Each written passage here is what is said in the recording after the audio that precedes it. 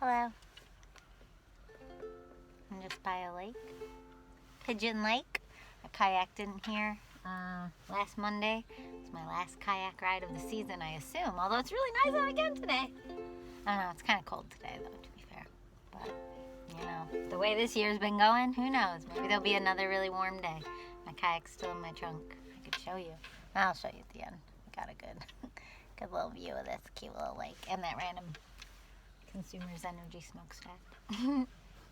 Alright, I'm gonna write a little song before I go home to teach piano. I was just at a Barnes & Noble buying a Christmas present for someone I love.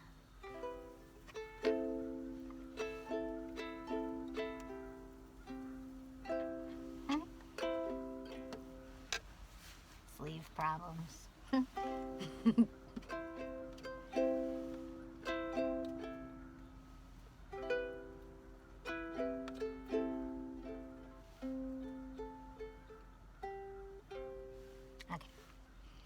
Making plans,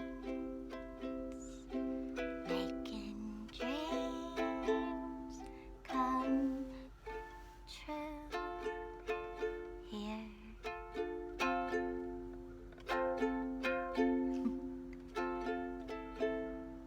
Filling days, filling hours and months and years here.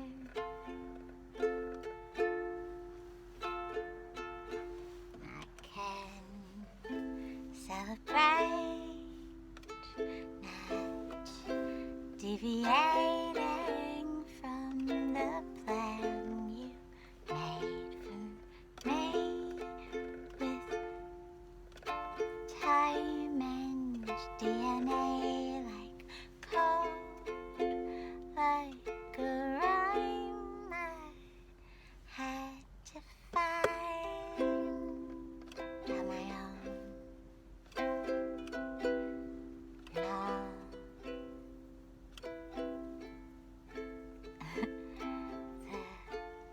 the leaves in the breeze agree. We're just blowing in the wind, and we can do it happily or sadly or with a lot of anger at circumstances. But hey, I've played a game. I don't want to say I'm done with that game, 'cause I don't know what life will throw at me 20 years down the road, or 2 or 3. But I got to believe I am going somewhere new.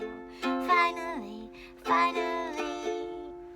deep inside of me, it's where we grow from. It's that place that's like a seed, and it's true for you, and it's true for me, and it's where all good things grow from. And I can't control the outcome, but I can control my seed, 'cause it's in me, it's in me. And I can check and see, I can take a look and know, 'cause you know, 'cause you know, 'cause you know, you know, you know, you know, you know if it's good or if there's something tangled up around you like a snake can suffocate its prey. And I've been your prey, but now I'm setting myself free, or something out there setting me free. I'm not in control, I'm just aware, 'cause I know what being suffocated feels like, and I'm not gonna play that game.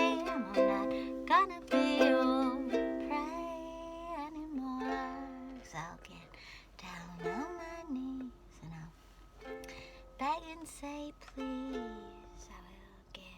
I will get on my knees. I will beg and scream and plead. If I have to, I'll get down on my knees. I'm not too great, I'm not too powerful, 'cause I can't even clean this mess I made around my tiny little seed of a life. I need your light. I need your power. If I want to flower like the bloom I see in me when I'm almost fast asleep, when I'm finally free to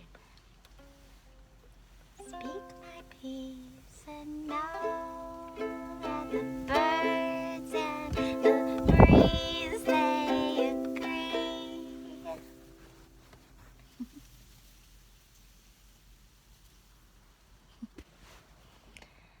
And know that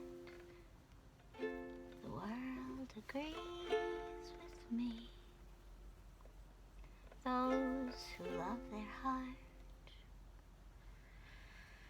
agree with me. Those who love our God, they agree with me.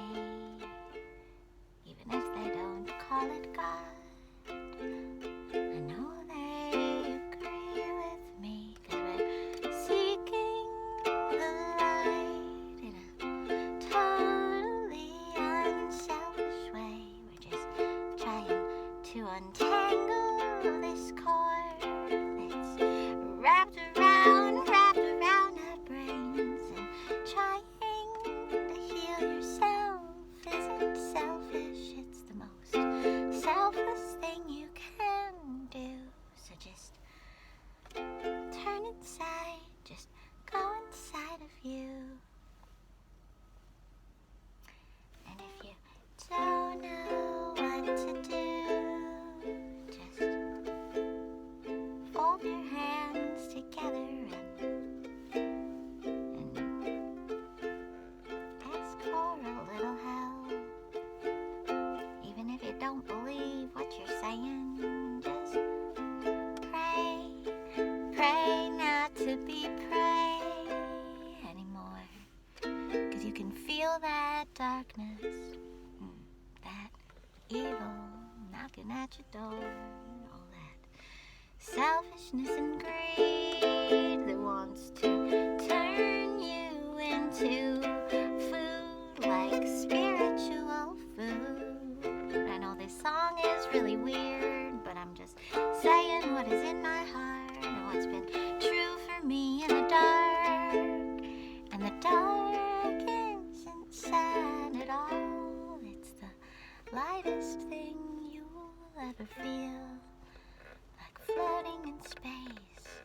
It's behind your eyes, it's deep in your soul, and you can feel it like a thunderstorm that's sitting still, and you can feel it like God's great canvas, and it's where all things grow from, and the light is real, and it's born in dark, or it knows itself because of dark. And don't fear the dark, it's where the light is found. You won't drown.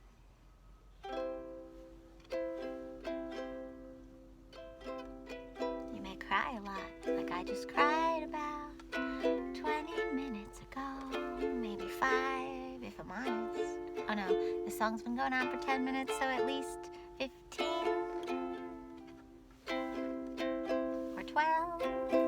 Like I really cried right before I wrote this song, 'cause I was helping someone in a prayer, and I said their name and I spoke these words, and I asked for all those demon spirits to get off of them. so they could live in this world without fear, live in this world without all this anger and aching, so they could live in this world without fear. And I could see those demons choking them, and they were breaking, and they were praying like I've been before, and they were praying for some kind of evil I don't want to know anymore. I didn't mean to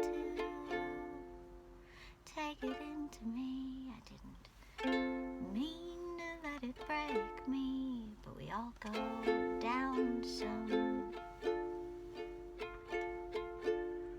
strange paths in our teens or our 20s too, maybe 30s, like 32. If you're like me, you might be really confused and try some things on for size. And you know, when you're trying them, you can feel it. You know that they're not right. The way everyone says my channel is so wholesome, well, that means you know the exact opposite of it. If you think that what I'm saying is so wholesome, that means you know what's the opposite of it. And just don't let that in.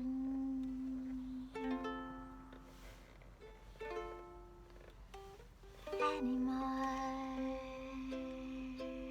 if you can help it. But if you accidentally do, there's nothing wrong with you.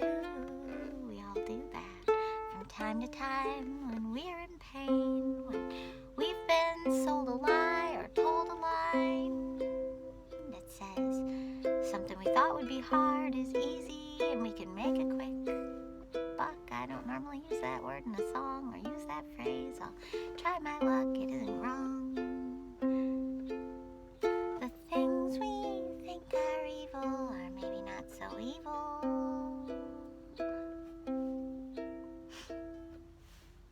Like money could be power that could change the world. It could be opportunity. It could be God.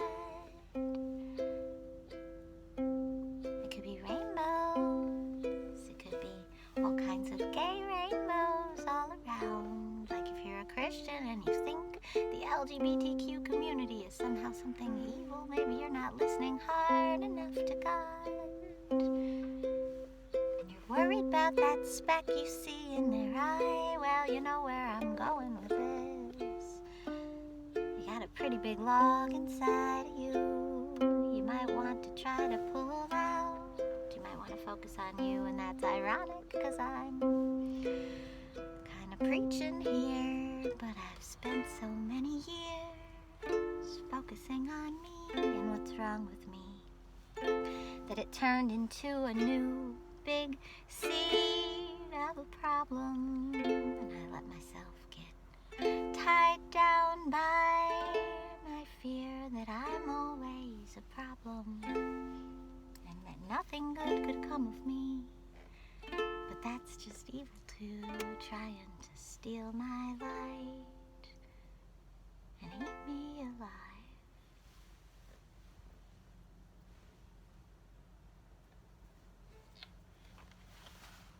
And by the way, it's not my light, it's God's light. That's what I believe. The light, it's like Plato's Republic, the idea of the chair, capital C chair versus lowercase c chairs, which are the representations of the one original idea. That's what I think our light is, lowercase l light. And then there is capital L light. That is like God. That is like the concept of light. That's what I feel finally fierce enough to say out loud. I know that believing in God is not cool in the indie music scene, although Sufjan Stevens is making Catholicism cool, I guess. But whether you call it God, whether you call it light, whether you call it goodness, wholesomeness, whatever you call it, it's not my place to judge you. But I can see or almost sense and feel things that feel evil. I used to call that dark, like light versus dark, but that really messed up my language as a songwriter, because the dark is the canvas. Look at outer space. We're not supposed to hate the dark. The dark is the seed buried underground, not knowing where it's growing. The dark is not knowing how many days you have left, how many days your loved ones have left. That's the dark. Darkness might be a gift.